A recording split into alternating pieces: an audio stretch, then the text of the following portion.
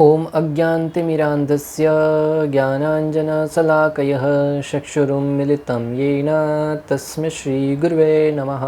हरे कृष्णा। आज गीता श्रृंखला के सत्र क्रमांक 324 में आप सभी भक्तों का हार्दिक स्वागत है। आज हम श्रीमद् भगवद गीता के 9वें अध्याय के जो कि है परम गुह्य ज्ञान श्लोक क्रमांक 28 का अध्ययन करेंगे। आइए, श्लोक इस प्रकार है। शुभाशुभ फलैरेवं मोक्षशयी कर्म बंधने संन्यासी योग युक्तात्मा विमुक्तो माम उपैष्यसि। अर्थात भगवान श्री कृष्ण कहते हैं, इस तरह तुम कर्म के बंधन तथा इसके शुभाशुभ फलों से मुक्त हो सकोगे। इस संन्यास योग में अपने चित्त को स्थिर करके तुम मुक्त होकर मेरे पास आ सकोगे। भक्तों, इस श्लोक का संबंध अगर पिछले वाले श्लोक से देखा जाए तो पिछले वाले श्लोक में जब भगवान श्री कृष्ण ने कहा था कि तुम प्रत्येक कार्यों को, जो कुछ खाते हो, जो कुछ पीते हो, जो कुछ करते हो, दान देते हो, तपस्या करते हो, वो सब मुझे अर्पित करते हुए करो। तो उस श्लोक को सुनकर अर्जुन के मन में जिज्ञासा उत्पन्न हुई कि सारे कार्य आपको समर्पित करने से लाभ क्या होगा, क्या लाभ होगा, क्यों करें आपको समर्पित। तब भगवान श्री कृष्ण अर्जुन की जिज्ञासा को, उस प्रश्न का उत्तर देते हुए इस श्लोक में कह रहे हैं कि अगर सारे कार्य मुझे अर्पित करोगे तो उसका लाभ क्या होगा। भगवान कहते हैं कि इस तरह तुम कर्म के बंधन तथा इसके शुभाशुभ फलों से मुक्त हो जाओगे। इस तरह तुम कर्म के बंधन से मुक्त हो जाओगे। जब हम कोई भी कार्य करते हैं तो प्रत्येक कार्य का कोई ना कोई कर्म होता है। उस कर्म के फल से हम तुरंत बंध जाते हैं। भले आप अच्छा कार्य करें या बुरा कार्य करें, पुण्य कार्य करें या पाप कार्य करें, प्रत्येक कार्य का कोई ना कोई फल मिलता है और तुरंत हम उस फल से बंध जाते हैं। अगर बुरा कार्य करेंगे तो उसका भी फल भुगतना पड़ेगा, अच्छा कार्य करेंगे उसका भी फल भुगतना पड़ेगा। बुरा कार्य करेंगे तो उसका सजा मिलेगी, अच्छा कार्य करेंगे तो पुण्य मिलेगा, जिसके फलस्वरूप आपको और जन्म लेना पड़ेगा या स्वर्ग लोक को जाना पड़ेगा, जहाँ पे उस पुण्य का आपको फल भुगतना पड़ेगा, अर्थात भोग करना पड़ेगा। शुभाशुभ अर्थात शुभ या अशुभ कोई भी कार्य करो उसका फल निश्चित रूप से भुगतना पड़ता है। परंतु अगर वह कार्य भगवान को समर्पित करते हुए किया जाए तो वो भक्ति बन जाता है। शुभाशुभ फल का कार्य का फल प्राप्त करके क्या करना पड़ता है, हमें जन्म मृत्यु के बंधन में बना रहना पड़ता है, अर्थात अगला जन्म लेना पड़ेगा, तभी तो हम उसका भोग कर पाएंगे। परंतु अगर उसके विपरीत हम भक्ति में परिवर्तित कर दे तब हमें उसका कर्म बंधन नहीं लगेगा। कोई व्यक्ति कह सकता है कि पुण्य कार्य करने में हर्ज क्या है, तो यहाँ पे हमें समझना होगा कि पुण्यों का भी भोग करने के लिए हमें वापस जन्म लेना पड़ेगा, जो कि दुखदायक है। एक माता के गर्भ में प्रवेश करना एक शिशु के लिए बहुत बड़ा दुख है। अतः हमें इतना बुद्धिमान बनना चाहिए कि हम इस जन्म मृत्यु के बंधन को काट कर भगवान के धाम में जा सके, जहाँ पर नित्य रूप से वहाँ पे भोग कर सके, अर्थात भगवान के साथ भगवान की सेवा कर सके। भगवान के साथ आदान प्रदान करके जिस प्रकार ग्वाल बाल वृंदावन में श्री कृष्ण के साथ लीलाएं करते हुए बड़े प्रसन्न थे, उसी भांति हम भी श्री कृष्ण के सेवक बनकर, उनके मित्र बनकर उनके साथ लीलाएं करें। क्या कहा, शुभाशुभ फलों से मुक्त हो सकोगे। इस प्रकार संन्यास योग में अपने चित्त को स्थिर करके तुम मुक्त होकर मेरे पास आ सकोगे। यह है संन्यास का महत्वपूर्ण अर्थ की क्यों महत्व, संन्यास का महत्व यह है कि हमें कर्म बंधन से मुक्त होकर इस जन्म मृत्यु के बंधन में पुनः न लौटना पड़े। पाप और पुण्य दोनों प्रकार के कर्मों के फल हमें भुगतने पड़ते हैं, परंतु जब उन कर्मों को कृष्ण में भावनामृत में रहकर किया जाए तो हम उससे कर्म बंधन से मुक्त हो जाते हैं। ऐसी भक्ति में संलग्न होकर जिसमें सारे कर्म मुझको समर्पित होते हैं, तुम कर्म बंधन से मुक्त हो जाओगे। भगवान कहते हैं कि ऐसी भक्ति में संलग्न होकर जिसमें सारे कर्म बंधन है, वो कर्म बंधन से तुम मुक्त हो जाओगे, उसे भक्ति कहते हैं। यह बंधन किस प्रकार का है, इष्ट धनवान होना, प्रसिद्ध होना आदि इष्ट अनिष्ट रूपी प्राचीन कर्म को जो भक्ति की प्राप्ति में बाधक हैं। इष्ट और अनिष्ट कर्म को हमें तोड़ना है। इष्ट का अर्थ है धनवान बनना, बड़ा व्यापारी बनना, बड़ा प्रसिद्ध होना, लोगों के बीच में ख्याति प्राप्त करना, अनेक प्रकार के पद प्राप्त करना, यह है इष्ट कर्म। और अनिष्ट अनेक प्रकार की बीमारियां, अनेक प्रकार के दुख जो आजकल लोग भुगतते हैं, उन सब से मुक्त होना है, क्योंकि वो हमारे जीवन में भक्ति में अर्थात भगवान को प्राप्त करने में बाधा है। जब व्यक्ति धनवान बनता है तो भक्ति नहीं कर पाता है। धनवान व्यक्ति को घमंड आ जाता है, अहंकार आ जाता है, फिर वो उससे कहा जाए कि कीर्तन में आकर नाचो, नहीं नाच पाता है। मैंने अनेक ऐसे लोगों को देखा है जो धनवान हैं तो उनको लज्जा आती है, शर्म आती है कीर्तन में नृत्य करने के लिए। अरे यहाँ तक कि अनेक लोगों को कीर्तन में ताली बजाने के लिए कहा जाए तब भी उन्हें शर्म आती है, लज्जा आती है, नहीं बजाते। और वही लोग मैं चौपाटी पे जाके देखता हूँ, वहाँ पे जाके बैठ के ताली बजाते हैं व्यायाम करने के लिए। हमारे सनातन संस्कृति कितनी सुंदर है कि जब कीर्तन में हम हरि कीर्तन करते हैं तब ताली बजाने का विधान है, जिसका अर्थ है कि हमारे जो अनेक प्रकार की नसें हैं वो खुल जाती हैं। जो मंदिर में हरि कीर्तन में तालियां नहीं बजाते हैं उनको कहीं ना कहीं जाकर तो तालियां बजानी पड़ती हैं। आचार्यगण तो कहते हैं अगले जन्म में उसको ताली बजाने वाला भी बनना पड़ सकता है। अतः जब भी कीर्तन में जाएं नृत्य कीजिए, कीर्तन कीजिए, दोनों हाथ ऊपर उठाकर श्री कृष्ण के सामने नृत्य कीजिए। दोनों हाथ ऊपर उठाकर नृत्य करने का क्या अर्थ है भक्तों? अक्सर लोगों के मन में प्रश्न आते हैं कि भगवान के सामने जाकर दोनों हाथ ऊपर उठाकर क्यों नृत्य करते हैं? आचार्यगण समझाते हैं कि श्री कृष्ण है वो संपूर्ण ब्रह्मांड के स्वामी हैं, अतः हम उनके सामने हाथ उठाकर भगवान के सामने दर्शा रहे हैं, हे भगवान मैं आपकी शरण में आया हूँ, आपका शरणागत हूँ। साधारणतया भक्तों आप देखिएगा जब कोई किसी को सरेंडर करता है, कोई गुनाह किया है तो पुलिस उसको जब सरेंडर करवाने जाती है दोनों हाथ ऊपर उठाता वो, अर्थात मेरे हाथ में कोई दूसरा हथियार नहीं है, मेरा कोई आश्रय नहीं है, मैं पूर्ण रूप से आपको शरणागत होता हूँ, सरेंडर करता हूँ। उसी भांति हम भी भगवान के सामने सरेंडर करते हैं कि हे भगवान एकमात्र आप स्वामी हैं, मेरे आपके सिवा कोई स्वामी नहीं है।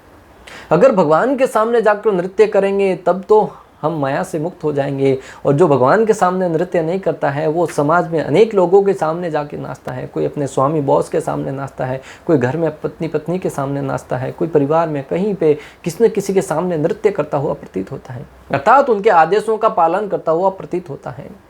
और जो भक्त है भगवान के सामने जाकर जो शरणागति देता है वो किसी के सामने, दूसरे के सामने उसे झुकना नहीं पड़ता है।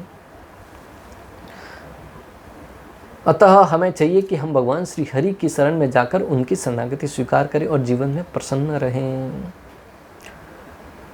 तुम किस प्रकार के व्यक्ति हो जो इससे मुक्त हो पाया? तुमने अपने सारे कर्म मुझको समर्पित कर दिए, ऐसा करने से तुमने अपना हृदय शुद्ध कर दिया।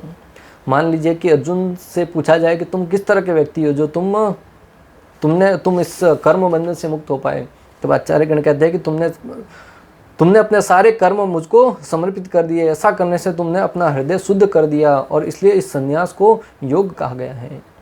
जब व्यक्ति अपने सारे कार्य भगवान को समर्पित कर देता है तो वो इन कर्म बंधन से मुक्त हो जाता है, इसलिए संन्यास को योग कहा गया है।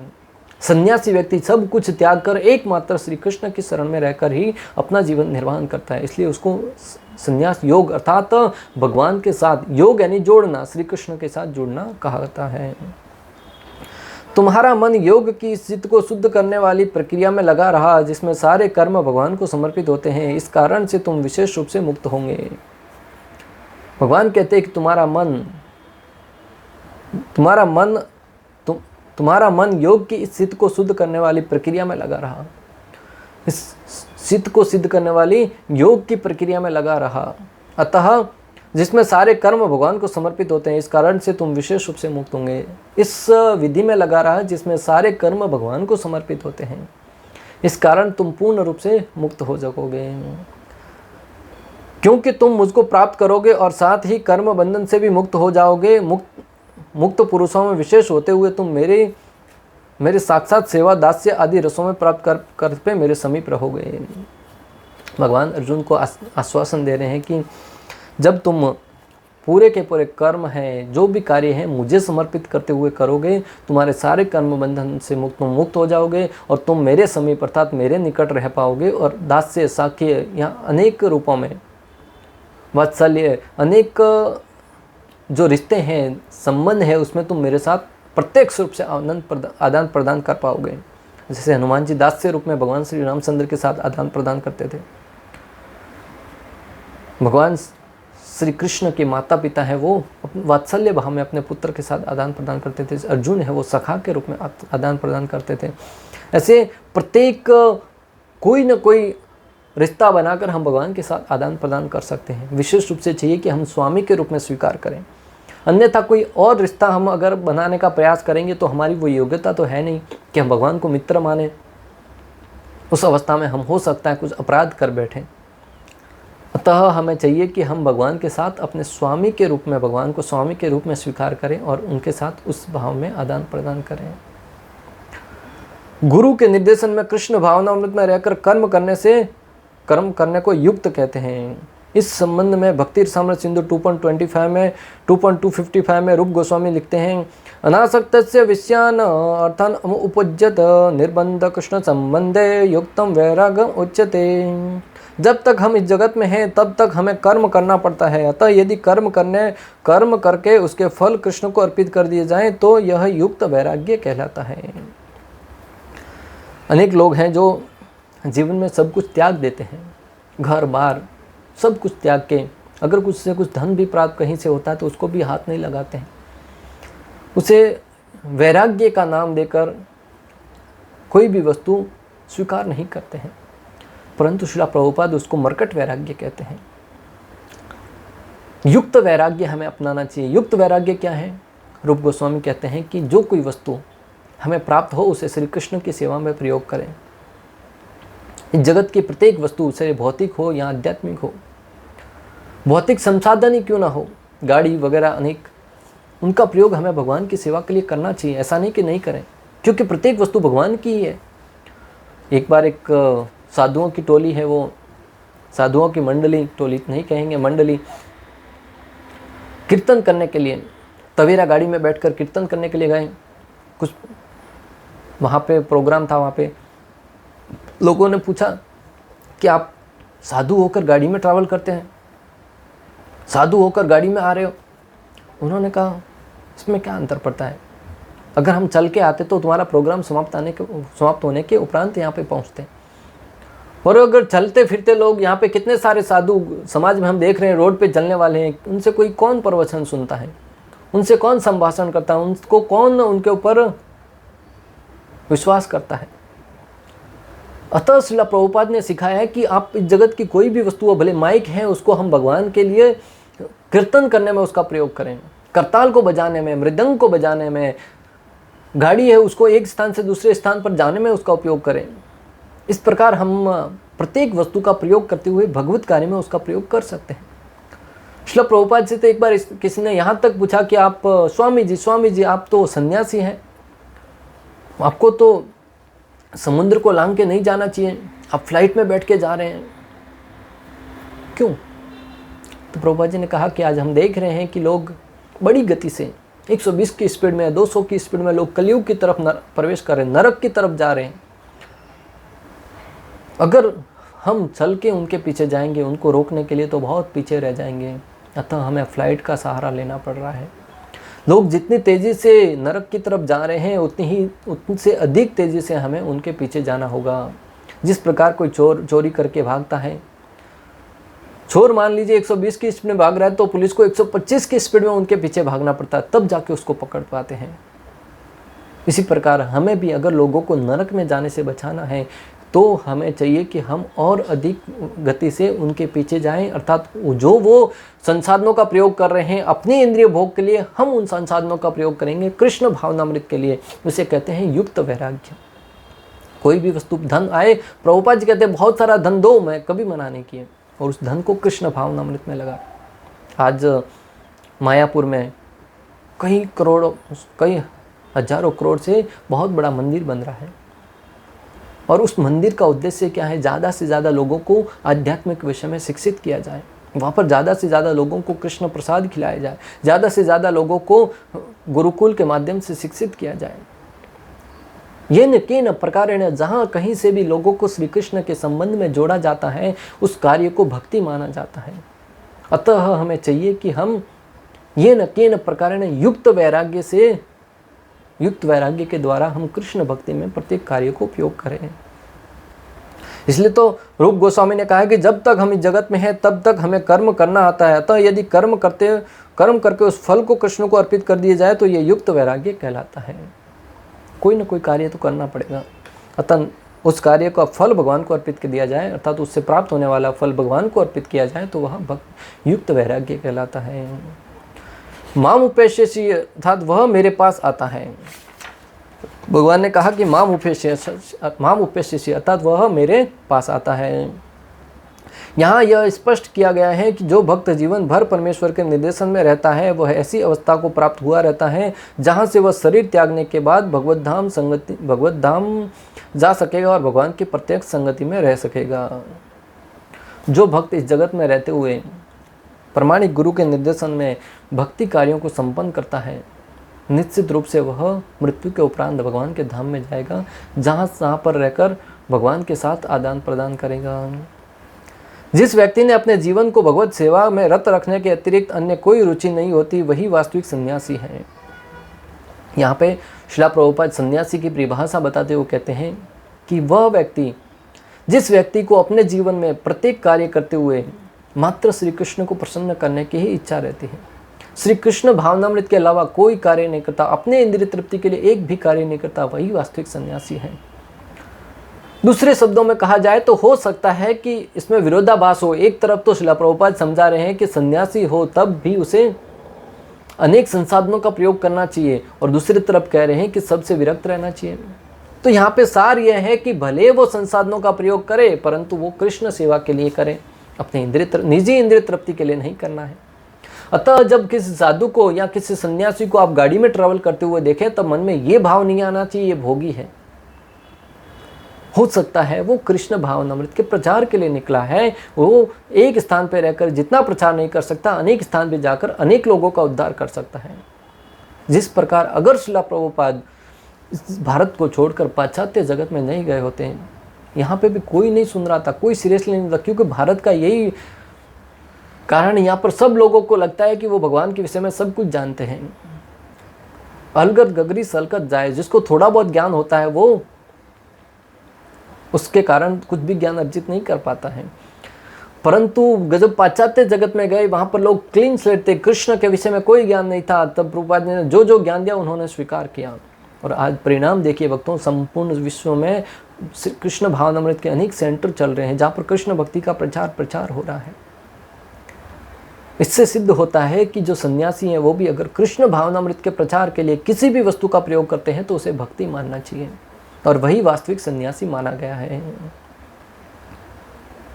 ऐसा व्यक्ति भगवान की परम इच्छा पर आश्रित रहते हुए अपने को उनका नित्य दास मानता है, और ऐसा सन्यासी पूर्ण रूप से भगवान की इच्छा पर, प्रभुपाद जी ने पूर्ण रूप से भगवान पर आश्रित है। जो कुछ करवाना चाहते हो कृष्ण करो, मेरी कोई योग्यता नहीं है। अपनी तरफ से न तो उनके पास कुछ धन था न कुछ दौलत था, एकमात्र था तो श्रीमद् भागवतम और भगवद गीता के कॉपियाँ थी उनके पास। अतः वह जो कुछ करता है भगवान के लाभ के लिए ही करता है। वह जो कुछ कर्म करता है भगवान की सेवा करने के लिए करता है। वह सकाम कर्मों या वेद वर्णित कर्तव्यों पर ध्यान नहीं देता। अतः वह व्यक्ति जो भक्त है जो कुछ करता है एकमात्र श्री कृष्ण के लाभ के लिए, अर्थात कृष्ण भावनामृत के लिए ही करता है। उसे अपने निजी जीवन के लिए कोई लाभ की आकांक्षा नहीं रहती। ब्राह्मण पत्नियों का दृष्टांत ले लीजिए भक्तों। वेद वर्णित कर्म है वो ब्राह्मण कर रहे थे। वेदों में वर्णन आता है कि आप जब कोई अनुष्ठान करते तो पहले भगवान को भोग लगाने से उसके उपरांत ही किसी को भोजन दे सकते हैं। जब कृष्ण के कहने पर कृष्ण के सखा ब्राह्मणों के पास भोजन मांगने के लिए गए, ब्राह्मणों ने यह कहकर मना कर दिया कि अभी हमें भगवान को भोग नहीं लगाया, यज्ञ में उसको अर्पण नहीं किया है। तब श्री कृष्ण ने कहा कि तुम ब्राह्मण पत्नियों के पास जाओ। जब ग्वाल सखा ब्राह्मण पत्नियों के पास गए तब उन्होंने मात्र श्री कृष्ण की प्रसन्नता के लिए, श्री कृष्ण की सेवा करने के लिए, श्री कृष्ण को तुष्ट करने के लिए सारा का सारा भोजन है वो उनको प्रदान कर दिया। अतः भगवान है वो ब्राह्मण पत्नियों से अत्यंत प्रसन्न हो गए। और यही भक्ति है भक्तों, वो अपनी सेवा के लिए या वेद वर्णित कर्मों के पीछे किसी प्रकार से आश्रित नहीं रहती या किसी प्रकार से उनसे आकर्षित नहीं रहते हैं। जिस कार्य से श्री कृष्ण प्रसन्न होते हैं उस कार्य को करने में जरा भी नहीं झिझकते हैं। इसलिए तो आज देखिए भगवान के अनेक भक्त हैं जो वैश्यालयों में जाकर, जेल में जाकर या अनेक ऐसे स्थानों में जाकर प्रचार कर रहे हैं जो देखा जाए तो सामाजिक दृष्टि से अच्छे नहीं है, परंतु भक्त को लगता है कि अगर वहाँ जाने से किसी का उद्धार होता है तो वो जाते हैं और उस स्थान पे जाकर प्रचार करते हैं जहाँ से लोगों को, कॉलेजों में जाकर अनेक लोगों को, युवाओं को भक्त बनाया जाता है और उनके जीवन को सफल बनाया जाता है। अतः वैष्णव आचार्यों का कथन है कि बुद्धिमान से बुद्धिमान व्यक्ति भी शुद्ध भक्ति की योजनाओं तथा कार्यों को नहीं समझ सकता। अतः वैष्णव आचार्य कहते हैं कि बुद्धिमान से बुद्धिमान व्यक्ति भी भक्तों के कार्यों को नहीं समझ पाता, वैष्णवों के कार्यों को नहीं समझ पाता कि वैष्णव क्या कार्य कर रहे हैं, ऐसा क्यों कर रहे हैं। अरे नित्यानंद प्रभु इतने सज धज कर घूमते थे, यहाँ तक कि भक्त समाज में भी कभी कभी प्रश्न उठाते थे कि नित्यानंद प्रभु क्या सज धज कर घूमते हैं, और ऐसे ऐसे स्थान पर जो शराब पीने वाला स्थान है वहाँ जाकर लोगों को भक्ति का प्रचार करते थे। अरे इस्कॉन यहाँ भक्ति के मार्ग में भी लोग कहते सज धज कर प्रचार करने वालों के खिलाफ है, परंतु नित्यानंद प्रभु ने इस दृष्टि से, इस दृष्टांत द्वारा समझाया कि जिस भी भावना से, जहाँ कहीं भी जिस किसी तरीके से लोग समझे उस तरीके से उनको समझाना चाहिए। जिस आचरण द्वारा लोग आकर्षित हो उनको ज्ञान प्रदान करो।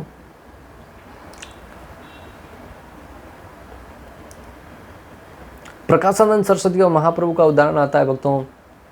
महाप्रभु जब अपने गुरु के आदेशानुसार कीर्तन करते हुए नृत्य कर रहे थे, तब जो मायावादी थे उन्होंने कहा कि तुम सन्यासी होकर क्यों ऐसे पागलों की भांति नृत्य कर रहे हो, तुम वेदों का अध्ययन करो। महाप्रभु ने कहा मेरे को गुरु का तो यही आदेश है कि मैं मात्र कीर्तन करूं, मैं नृत्य करूं। तो भक्तों के जो बड़े बड़े कार्य हैं उनसे बड़े बड़े ज्ञानी भी, वेदांत के सूत्र के अध्ययन करने वाले भी उसको नहीं समझ पाते हैं। चैतन्य चरितामृत मध्य लीला 23.39 में वर्णन आता है, यार सीते कृष्ण प्रेम करय उदय, तार वाक्य क्रिया मुद्रा विज्ञेय न बुझाय।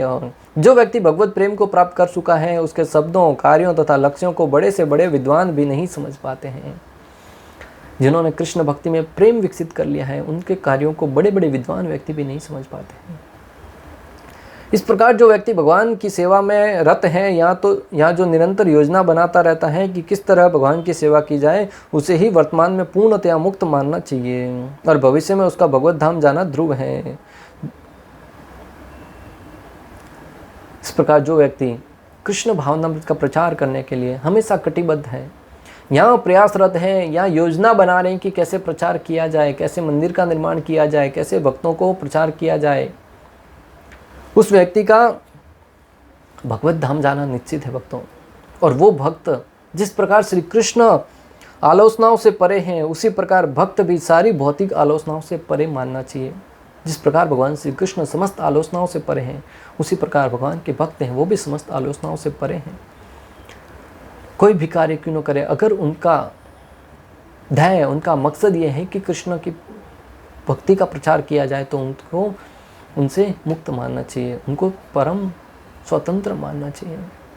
इस प्रकार इस श्लोक में हमने समझा भक्तों कि किस प्रकार भगवान की भक्ति करने से, प्रत्येक कार्य भगवान को समर्पित करने से हमें भगवान श्री कृष्ण का प्रेम प्राप्त होता है, जो कि हमें जन्म और मृत्यु के बंधन से मुक्त कराने वाला है, समस्त प्रकार के शुभ और अशुभ फलों के कर्म बंधन से मुक्त कराने वाला है, और वही वास्तविक सन्यासी है।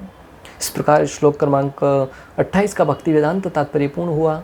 अंत तक हमारे साथ बने रहने के लिए आप सभी का हृदयपूर्वक, प्रेमपूर्वक बहुत बहुत धन्यवाद। श्रील प्रभुपाद की जय, श्री श्री राधा गोपीनाथ भगवान की जय, श्रीमद् भगवद गीता की जय। हरे कृष्णा कृष्ण कृष्ण हरे हरे, हरे राम राम राम